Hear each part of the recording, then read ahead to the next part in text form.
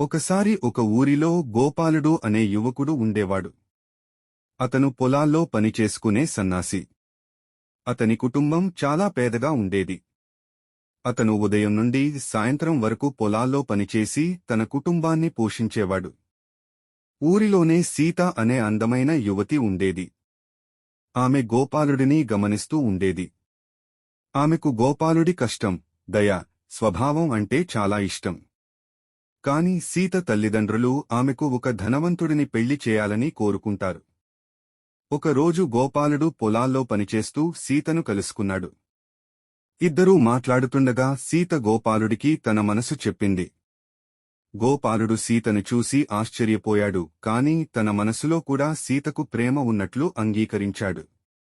ఆ మాటలు విన్న సీత తల్లిదండ్రులు చాలా కోపంగా ఉన్నారు.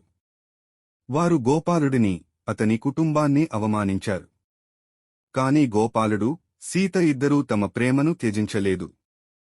తీవ్ర నిరసన తర్వాత ఊరి పెద్దలు సీత తల్లిదండ్రులను బుజ్జగించారు. గోపాలుడి నిజాయితీ, కష్టం చూసి సీత తల్లిదండ్రులు అంగీకరించారు. చివరికి గోపాలుడు మరియు సీత పెళ్లి చేసుకుని ఆనందంగా జీవించారు.